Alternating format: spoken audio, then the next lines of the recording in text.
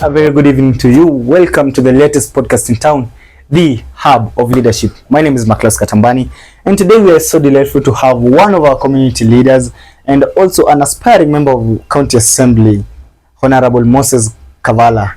So, as you know guys, the hub of leadership brings to you leaders with qualities and vision. As our slogan says, a leader without a vision is an illusion, and a vision is without a leader is also an illusion. Today we have Moses Kavallah. He'll be telling us more about himself, more about his organization, and the plans he has for the people of Kabiro.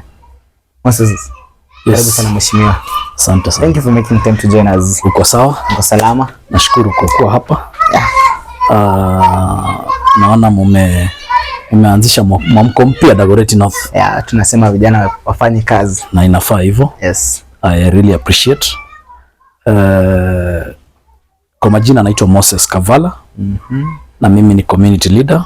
I'm the CEO of Community Relations Foundation, a peace building organization. Maybe you've heard of my work around. Mambo ya ghetto run, marathon, nini na vitu mingi ambazo tunafanya katika hii mtaa kuhakikisha kwamba vijana wanapata nafasi katika area zote ambazo wako. Okay. Yes. So of late tumeona kuna some posts and circulate ya peace walk, Kawangware peace walk. Yes. So you are the one of the organizers huko. Yes, we are as I said, we are a peace building organization. Na sasa tumepanga ama unajua tunaelekea msimu wa uchaguzi. Yes. Na Kawangware hii mara mingi sana huwa inajulikana sana kwa machafuko ya kisiasa. And that is why we have come up with this idea of making sure that we will be having a peace walk, and not just a peace walk, we will be having peace dialogues. We will be having peace barazas through the DCC, and we are in collaboration with his office. He's quite aware of this, and we are up to the task to make sure that in 2027 and before and after, we will not have machafuko ya kisiasa in Dagoretti North and also in other parts of the country, because this is just a journey. On 30th this coming month, we will be having a peace walk that will commence from DCC's office. Tutatembea tukieneza mambo ya peace. Tutakuwa na askari, tutakuwa na band ya polisi, tutakuwa na scouts, children scouts wa mashule, and so many other community leaders, na makanisa pia tumeshirikiana na wao. Hii ni mambo ambayo tumehusisha kila mtu, all the stakeholders who live within Dagoretti North. Yes. That's fantastic. So guys, on the 30th, kama vile mmesikia Honorable Moses Kavallah amesema, we'll be having a peace walk from the DCC grounds. Our destination ni pale Kawangware primary. Yeah. Yes. If I'm not wrong. So for us, we will be there, we will attend. Thank you. To show our support. Asante. So let's change a bit of the direction, guys. We move to a bit of politics. Mheshimiwa, are you ready for the political stage? I am quite ready. I have always been ready. I have never vied for any position, like in a position like a political position. But I've been in politics for quite some time. I have supported people, and mahali nimefika sasa, I feel there's a gap, and I feel there's change that needs to be done. Okay. And because I don't want to support someone, I have said, let me be the person to bring the change. Umesema umewashika mkono au kushika mkono? Nao nishike mkono pia sasa. Mahali imefika najua it will be muddy, as I've always heard about politics, and what I know, it is messy, that politics ni mchezo chafu. Yeah. But that is just I've been there. I've worked with people who are in politics very closely. I know what it means to become a politician. I am ready for this. I am ready to bring the change. I understand also that kuna viongozi ambao wapo tayari, kwa sababu the city is not vacant. Yes. So I want to urge my worthy competitor, who is the incumbent, that he has been there for 3 terms now. That is 15 years. 15 years. Na watu wanaimba 2 term, wengine wanaimba 1 term. Honestly speaking, kuimba 4 term is not easy. Yeah. Hata kuitamuka it's not coming. So I want to say he's a great man. He's a person I know in person. We have no differences. I just want to urge him, wacha songe pale juu kidogo. Kama anaweza enda Senate ama ubunge, tuachie kiti moto tuchape kazi naye. Ubunge si nilidhani mnasema ni 2 term. It doesn't matter, it's okay hata kama ni 2 term. Ametosha kucompete huko. Yani that's what I mean. Ametosha kucompete huko kwa 2 term. Sasa akikompete atasimama ya chama gani? Chama 2 term wote kwa ODM. It's okay. ODM is a democratic party. I'm sure that we will have nominations and whoever wins will carry the day. Okay, we will keep watching that. Yes. Sasa you said you feel you are ready for that. Yes. What makes you think you are ready for this stage, Mheshimiwa? Siasa, I'm sure anybody who lives within this Dagoretti North, yes, whether ni Kabiro or any other parts of Dagoretti North, and ananijua vizuri sana, that person hata kama ni anavote sehemu nyingine anaweza badilisha kura juu yangu, kwa sababu I have a history, I have a track record on what I have done through the organizations that I have lead or that I lead. Nataka kusema hivi when nikirudi nyuma kidogo katika historia ya Dagoretti North, yes, mimi ni mwanzilishi wale waliobobea mambo ya mpira katika Dagoretti hii. Kuna vijana wanaitwa mambo ya Reformed United. Yeah. I have been the father and the founder of these youths ambao walikuwa wameisha kwa madawa, ambao walikuwa wameisha kwa pombe, and wengine wanacheza mpira mpaka Ulaya leo hii. Wanacheza mpira Premier League. Na nilikuwa mpaka na wa support personally kutoka kwa mfuko wangu bila support ya kutoka kwa mtu mwingine. Na kando na hiyo mambo ya mpira, tuko na organization ambayo tuna run saa hii. Nataka kusema hivi, there's a lot of things that we've done through the marathon that we do here. Yes. Kuna watu wamefungua mpaka biashara katika hii mtaa. Watu wako hapa sokoni, mwingine ako na cyber alipata 50,000 kaenda kufungua cyber pale sokoni. Watu wamefanya vitu mingi kupitia opportunities ambazo tunaleta katika hii mtaa. Na mambo ya siasa, I understand sometimes you might do good but people might not see it. Yes. But I want to say this, I'm not forcing myself into this. I feel I am a people's choice.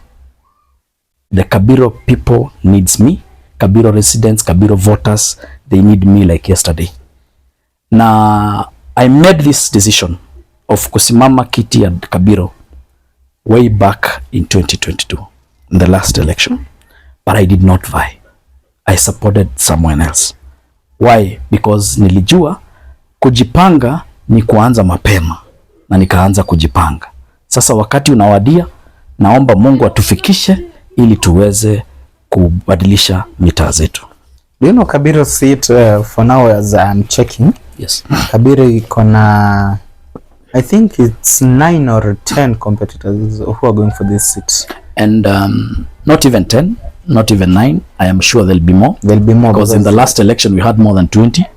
So having more competitors is healthy.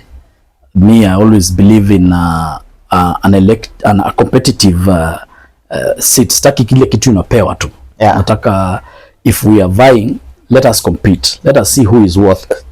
So you are ready? Yes, I'm ready for the competition. 24, 28. No, I'm ready for it. And again, I also know that as if we will be, kama tutakuwa wengi pia tutakuwa tunapatia yule ambaye yuko nguvu, kwa sababu tutagawana hizo kura. Yes. So I will urge, your time ikifika, I will urge my competitors, we sit down and see how we can, because all of us, sisi wote tuko na interest ya hii Kabiro. I'm sure kuna mtu ambaye anasimama hana kitu ya kufanyia watu wa Kabiro. So ikiwa mtu ako nayo kitu ya kufanyia watu wa Kabiro, tutakaa chini, tuone wewe unataka kuwafanyia nini na mimi nataka kufanya nini. We sit down and see how we can come together and come up with a strong candidate. So guys, mmesikia Honorable Moses Kavallah amesema he's ready. Hata wakuwe 28, 30, he's ready. So all about today ni yeye atuambie his plans for the people of Kabiro. Tunaweza sema Honorable is ready but mheshimiwa maybe hajatupea plans vile tunataka. So all about today is him. Na you can follow us on Facebook at The Hub of Politics, Instagram and TikTok same. Don't forget to subscribe at our YouTube channels as we go on. So Mheshimiwa, yes, since you are a leader, nataka tuelezee yule mwenye elewi kiongozi nani, aelewe leo kiongozi kulingana mawazo yako, vile unaona kwako kiongozi ni nani? Kiongozi ni mtu ambaye anaheshimu katiba. Kiongozi ni mtu ambaye anaheshimu waliomweka katika uongozi. Na kiongozi ni mtu ambaye anaonyesha mwelekeo. So mimi, I think I am here to offer this. Number one, I'm here to offer leadership of respect to those people who elected me. I am here to offer guidance and to have a collaborative leadership. Mimi si mtu wa kukuja na vitu tu kufanya vitu. Nataka tukae chini na tuelewane. Kuna vitu inaitwa public participation. These things means a lot in our constitution. But in most cases, unakuta vitu zinafanywa tu. Hata walio kuchagua kuweka kwa kiti, because I believe once you are elected, you are a representative of the people. Yes. So when you are representative of the people, it means you are supposed to go back to the people and ask your people tufanye namna gani? Kuna hii kitu, what are our priorities? Number one, unakuta for example, tuko na shida ya mashule. In the whole of this Dagoretti North, I want to tell you, I want to challenge you. Tembea katika hii mtaa, unionyeshe kama kuna technical school. There's no one. You understand? Yes. Hata ya government, hata private. Yeah. Hakuna. Kwa nini? Is the environment conducive for the technical school? What happens? Mbona hatuna? Na vijana ni wengi, wanatoka hapa wanaenda kusoma huko, sijui Kabete Police, sijui wanaenda kusoma wapi huko South huko. Yes. But we can have one. We used to have one in Kabiro. Kitambo. Ilienda wapi? So we need to, these are things that leaders should be focused on.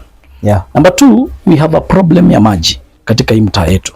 How can we solve this problem?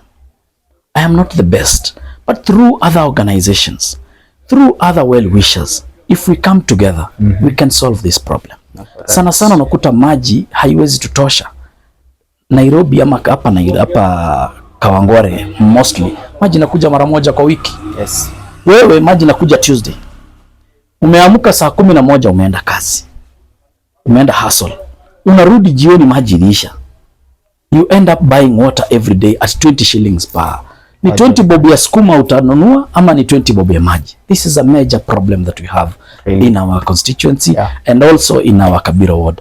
And so I'm just trying to say there's a lot of ways that if I am elected, if given an opportunity by the Kabiro people, I am able to knock milango uko nje, because I believe an elected position has powers, because those people have given you powers to represent them. So why, how are you going to represent them? Nitaenda kubisha milango huko nje, like what I've done before. Nimebisha milango huko nje na zikafunguliwa. Suppose I am now an elected person, what will happen? Wonders will happen. Yeah. I don't want to say a lot of things, and I don't want to promise people a lot of things, because promises have brought to this country to another thing. Yes. But now I just want people to know I am a leader who is going to offer guidance, and we will have a collaborative leadership. Yani uongozi wa kuhusiana sisi wote, ushirikiano sisi wote, not just me because mimi ni MCA umenichagua sasa it means nafanya tu vitu. Hapana, I have to come back to my people. Niulize watu wangu, what are our priorities? Kitu ya kwanza tunahitaji ni nini? Ni barabara, ni maji, ama ni masomo? Tuulizane maswali kama hayo. So unajua kila leader kuna principles zake vile yeye anataka vitu zirani. Yes. Able tell us a bit of your principle, because it's all about Moses Kavallah leo. So you tell us more about your principle. As I've said, I am a person who respects the rule of law, and there's no any other principles in politics if you don't respect the rule of law. We have a constitution that governs us. Yeah. In every institution there's constitution. In every wherever, hata kama ni chama ya wamama iko na sheria. Hata chama ya mama mboga ya self help group iko na sheria zao. Ukichelewa utafainiwa shilingi 20. And so if you print, my only principles in politics is the same. I have to respect the rule of law and also respect the people who elected me and who put me in that position, because without them, who am I leading? Nobody. Yeah. So guys, as you can hear, it's Moses Kavallah, and kwa vile amesema, the best principle yenye ako nayo ni upholding the rule of law, in which for me I would agree, but today is not about me, it's about Moses Kavallah. If you see William explain, guys, it's easy to understand, but today is not about my opinion. Today is about the opinion of the people of Kabiro. Remember guys, this podcast is partnering with the Boom family, one of the organizations here in Dagoretti North Kabiro ward especially, and we are really grateful for the environment that they have offered us. So Mheshimiwa, as we continue, what vision and what kind of Kabiro do you want? Wewe ukiwa elected unataka Kabiro gani? Let's tell our viewers, the people of Kabiro, what they expect if they elect you. I want to see saizi for example kuna mvua inanyesha. Yeah. There's a big problem when it comes to sewer problems in Kabiro. Na hii ni problem ambayo it's not easy to solve. Yeah. Ni shida ambayo ninaelewa mimi as a person that watu wamejaribu lakini si kazi rahisi. But inakuanga ngumu ikiwa unajifanyia vitu. But ikiwa nitakaa chini na watu ambao wameni-elect, hatutakosa suluhisho ya mambo ya sewer line. Number 2, nimesema mambo ya maji. I want to see maji ikiwa affordable. Hata kama tutanunua maji, lakini wacha iwe affordable. Kwa sababu maji is a big problem in this Kabiro ward. Maji ni kitu ambayo it's an essential, it's a priority to every human being. Ni kitu ambayo kila mtu anahitaji kwake. Yes. Lakini sasa hii maji itapatikana vipi? Ikiwa nitakaa chini na watu wangu, huko nje kuna organizations, kuna makampuni, kuna nini zenye tunaweza kaa chini na wao, tuulizane hawa watu wangu tutafanya nini hawana maji. Tutapata boreholes katika every meters we have boreholes, so that mtu anunue maji mitungi 2 shilingi 5 badala ya kununua mtungi moja shilingi 20. You have helped this person. Number 2, hiyo maji itakuwa open 24 hours. Mwenye anauza hiyo maji atapata mshahara. That's employment. Number 3, hiyo maji ikiwa 24 hours, mwenye anaenda kazi saa 11 asubuhi akirudi saa 5 usiku atachota maji. Yeah. Si kama hizi zenye tuko nazo ni shida, kwa sababu mtu anakosa maji, inabidi uombe off ndio uchote maji siku ya Tuesday. Na ukiwa na muhindi, kazi zetu za wahindi hizi unajua vile zinakuanga, anakuambia ni uchague maji ama uchague kazi yangu. So number 3, which is main important, and I said it and I repeat again, is just kuheshimu katiba na kufanya vitu kulingana na katiba yetu vile inasema. Mimi nasema everything is doable as long as you're doing it according to the rule of law. Fantastic. I would have asked hizi vitu tutaachieve aje, lakini unaelezea ukisema vile tutaachieve. We will jump on that because if you're a keen listener, utasikia mheshimiwa amesema issue of maji, amesema how we can partner with other organization to get boreholes. So I want to ask a critical question kidogo. What made you choose Kabiro over these other ward? We have Kawangware, Kilimani, Kileleshwa, Gatina. What made you choose Kabiro specifically? Mimi ni mkaaji wa Kabiro. Tuanzie hapo. Na kando na kuwa mkaaji wa Kabiro, mimi ni mzaliwa. So uko na mizizi hapa. Niko na mizizi hapa. Ndio zimefanya uchague. Mimi niko na mizizi hapa Kabiro. My parents used to live here. Nimekuwa on off, nasoma ni hapa, nimesoma huku tu, naenda nyumbani narudi. So we are like that.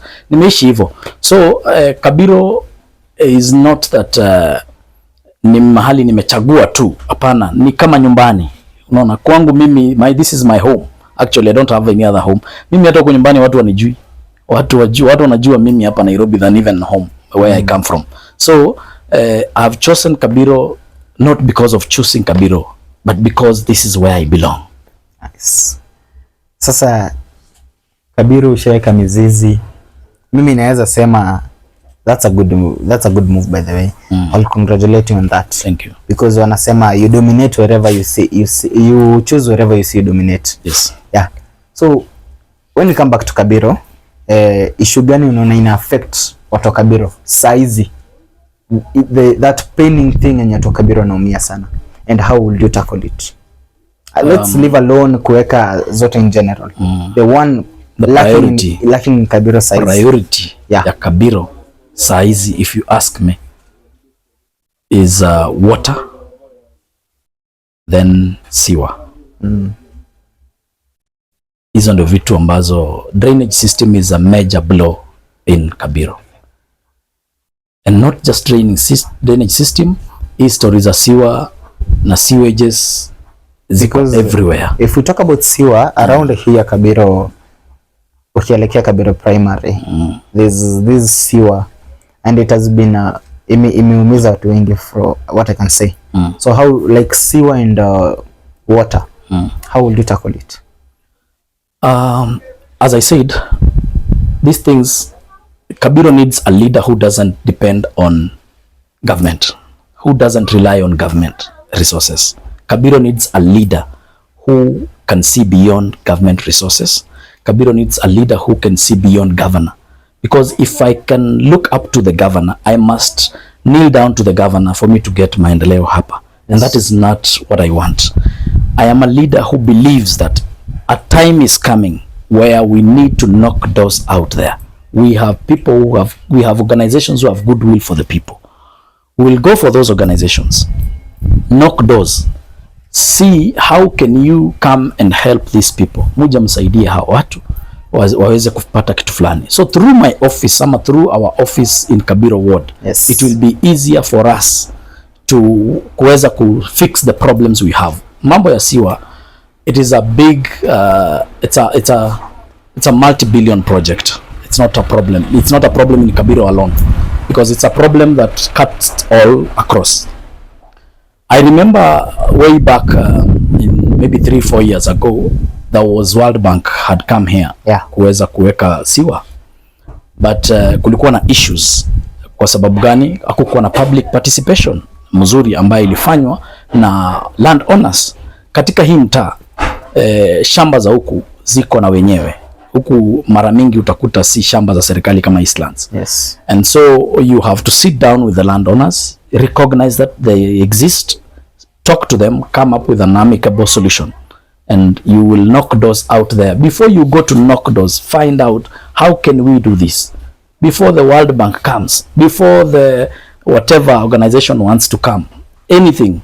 Find out kwanza, ongea na hao watu, mujue what is the priority, what do we want, then come up with a good proposal.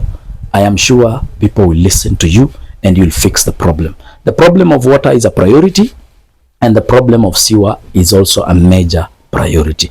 Watoto wetu wanaishi kwa masiwe juku, and that's the fact. We cannot, hatuwezi watu wanagonjeka magonjwa mingi hata zinatokana na hii mambo. Unesa hii ni msimu wa mvua. Tumeona maji zinajaa kwa manyumba za watu wanakuwa mpaka displaced. So what do we do?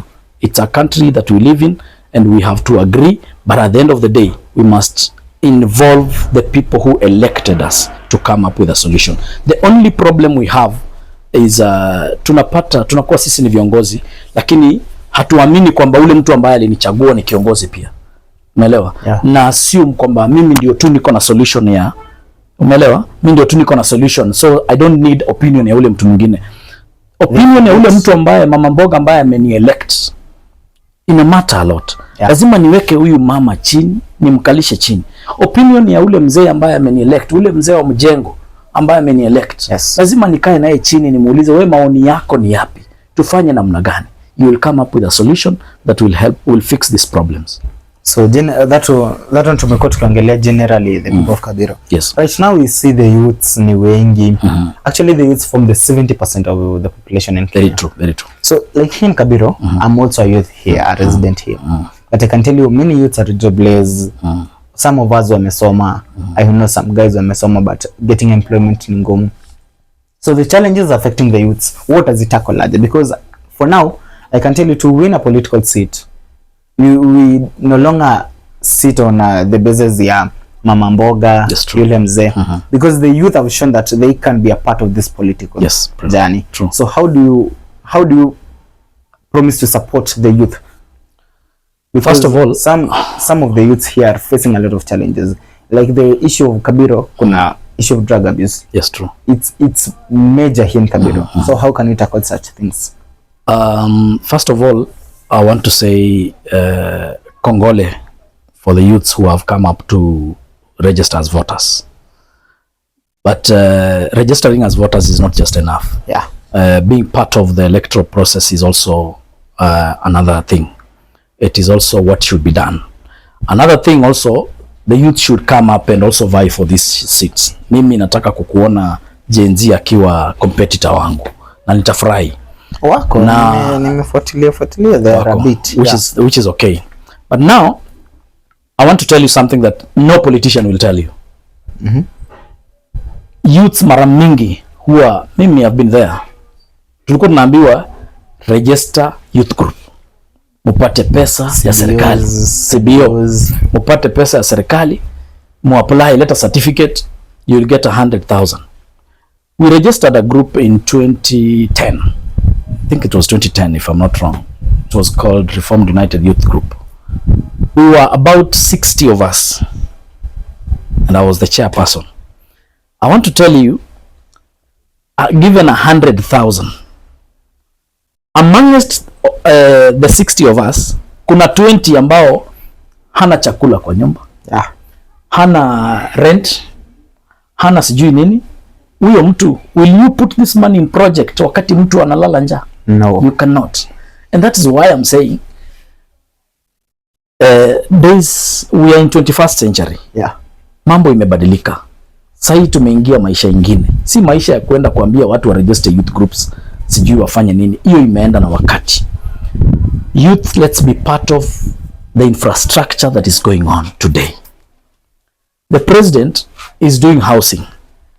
What are the which companies are doing this housing? Are we aware of them?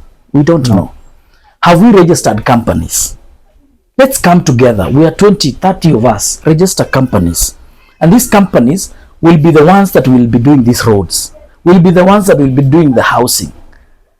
If you get a tender of doing the housing, mumelobi, ama mimi nimeenda nimelobi, niko na vikundi 30 ambazo ni kampuni, mheshimiwa, nisaidie wapate tenda ya kuweza kusupply chuma, ama nisaidie waweze kupata tenda ya kusupply mchanga, nyinyi mtakuwa mmesaidika kama vijana. Yes. Mtakuwa mmepata employment, mtakuwa mmepata pesa.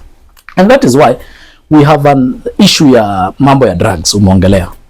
Mimi nimekuwa mstari wa mbele sana kupigania mambo ya drugs katika Kabiro na katika Dagoretti North kwa ujumla through our organization.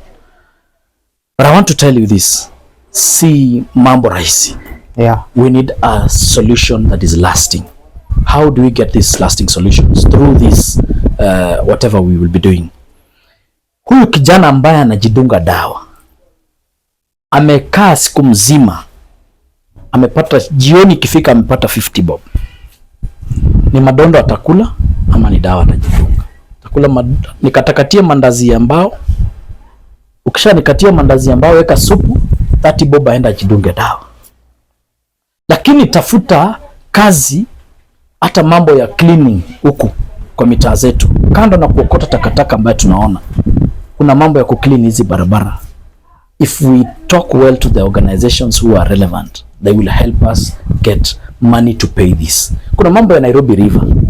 There was an idea that I had and I still have the idea. If we can come together and see tunaweza saidia aje vijana waweze kukua, hawa vijana ambao wanajidunga dawa. Huyu mtu ukimpa shilingi 500 kila siku, atakuwa na nyumba, atarent nyumba, atakuwa na mke. Lakini sasa wewe umemwachilia huyu kijana, hana mshahara, hana pesa. The best thing anaona dawa ni dawa na madondo ya 30. That's why unakuta mwili yake hata ugali hakuli, mwili yake imedhoofika. So it is a problem that if given a chance, I will through collaboration with others, I'll try and solve it. So my fellow youths wa Kabiro ward and Dagoretti not that large, mnaweza sikia kenye Mwisha anasema. Najua lazima tuongee lugha yenye tunaelewana si wote. So mnaweza sikia kenye Mwisha anasema. Partnering with such a guy who has a vision of Kabiro ward, it will be good. Though I'm not campaigning for him, I'm just here to remind you of what he has said. We can work na program ya Nairobi River cleaning it. Anaweza tafuta tenders za cleaning the area. So it's just a motivation to you guys.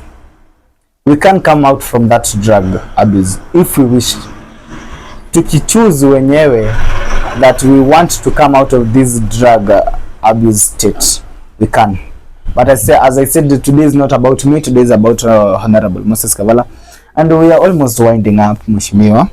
But I would like to ask, juzi kwa wale wenye nakujua ni wamekuona kwa msafara ya Linda Mwananchi Kakamega, the Kakamega one.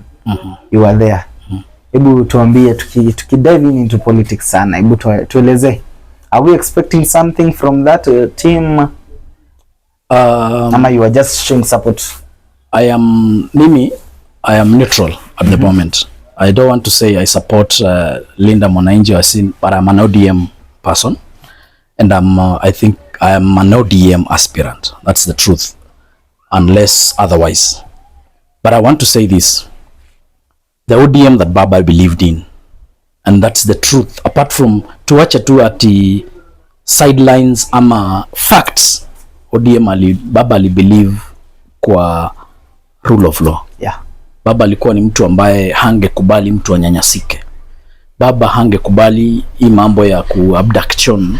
Baba hangekuwa alikuwa ni mtu ambaye hakupenda vitu kama hizo.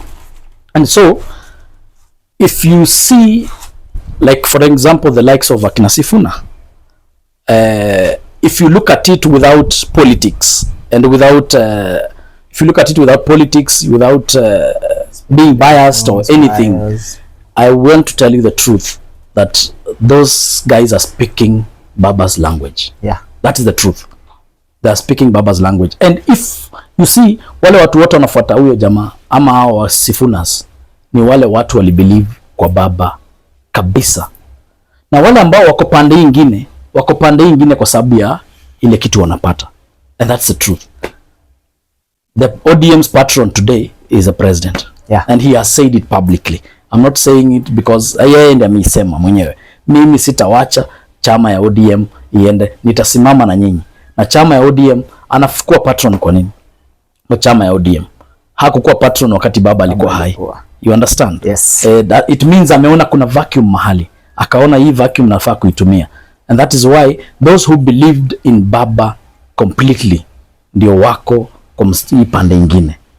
So personally, I am an ODM person unless otherwise. Mimi nitasimama na chama ya ODM na pia nitaconsult wider na watu wangu ambao wana believe in me.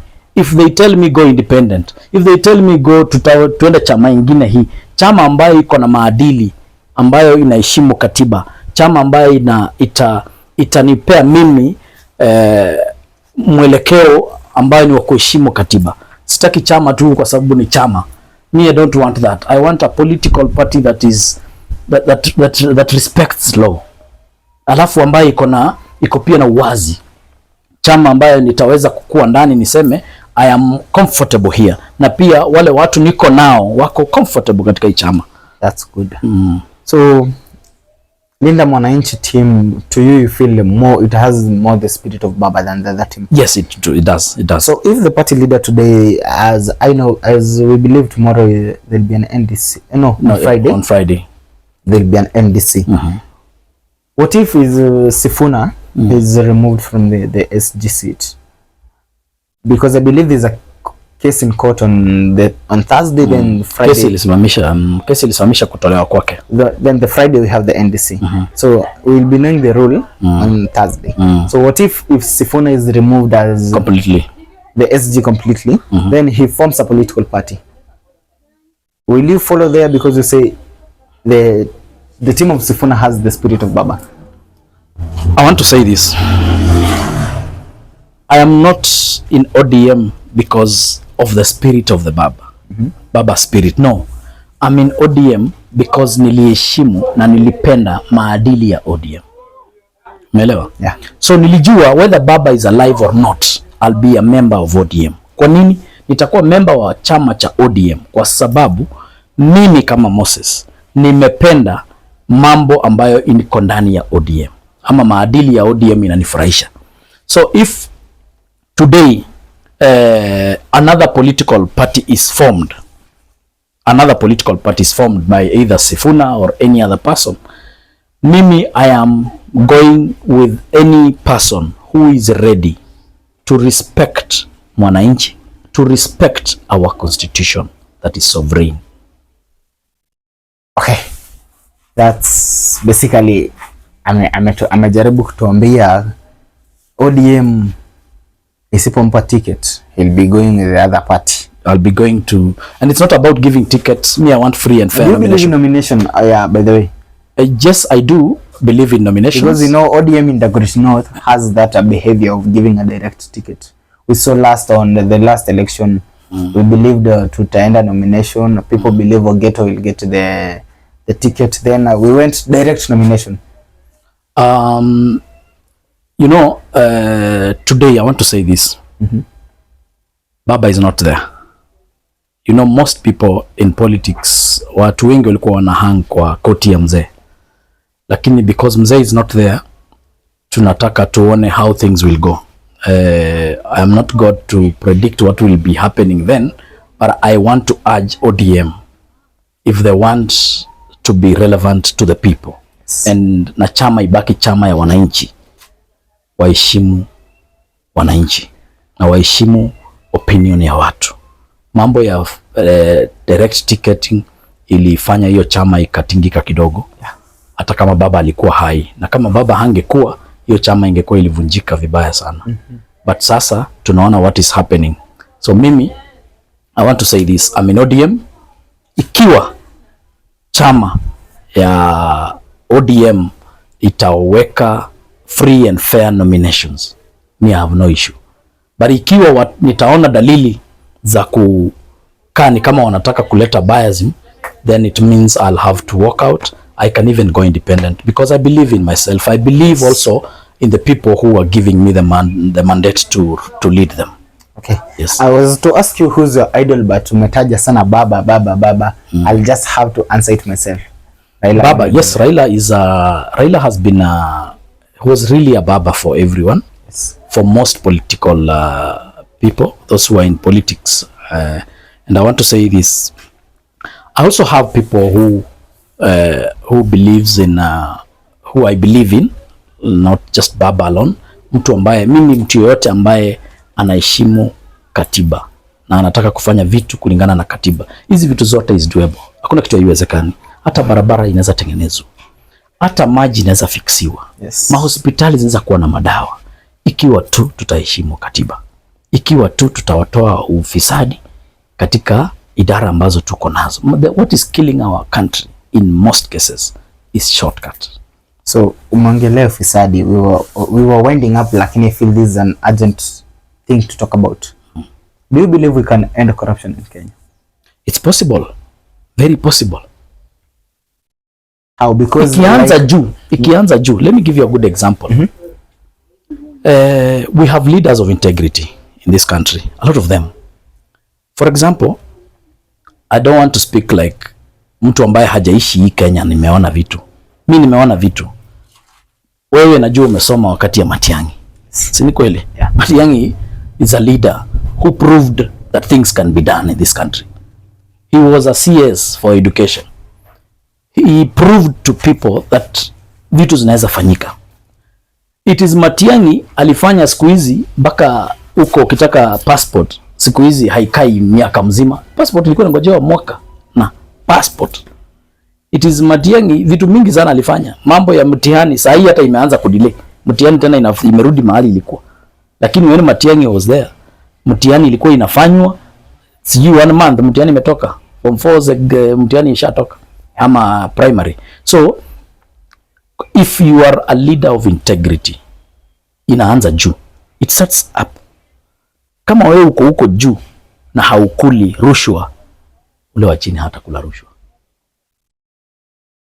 Okay. That's how I understand. Okay. So guys, mmesikia his own perspective. I was to ask him about the 11 billion of SHA. Juu wale watu wa juu ilipotelea hapo katikati, lakini that's not all of today.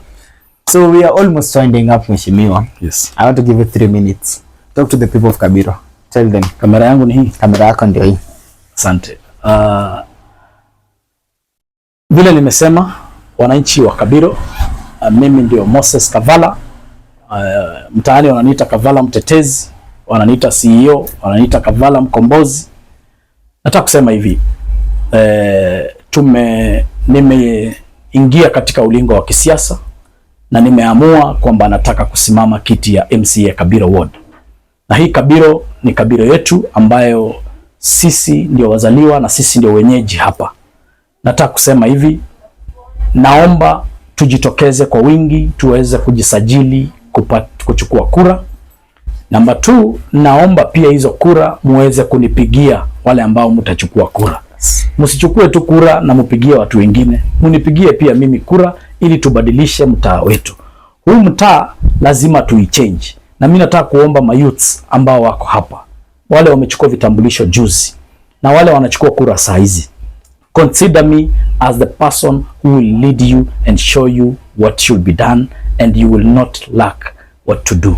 Hamutaingia kwa madawa, hamutakuwa depressed, kwa sababu I'll show you the way. And showing the way, I'll show you the way, not me alone, but tutashirikiana na nyinyi ili tusaidiane. Wamama mboga, kila mtu, mimi siwaambii ati nataka utoke kuuza mama mboga ukue supermarket. Hapana, I'm just trying to say that I'll give you a conducive environment to do your business. I'll give you a conducive environment to have rest after work. That's what I'm saying. Naomba tusaidiane na tushirikiane. Mimi kama Kavallah, kiongozi wenu, naomba ushirikiano wenu na naomba kura yenu wakati itafika 2027. Moso sana naomba maombi yenu, kwa sababu najua it will not be easy, but God is faithful. We will make it and we will get there. Thank you and God bless you. So guys, we have reached to make fika tamati, and we have been with the Honorable Moses Kavallah. Remember, the Hub of Leadership is the latest podcast in town. The only podcast that is going to bring you leaders who are concerned to the community. My name is Maklas Katambani. Keep it posted to the Hub of Politics. Remember to follow us on Facebook, Twitter, Instagram, and TikTok at the Hub of Politics. Also subscribe to our YouTube channel at the Hub of Politics. My name is Maklas Katambani. Till we see you again. Bye bye.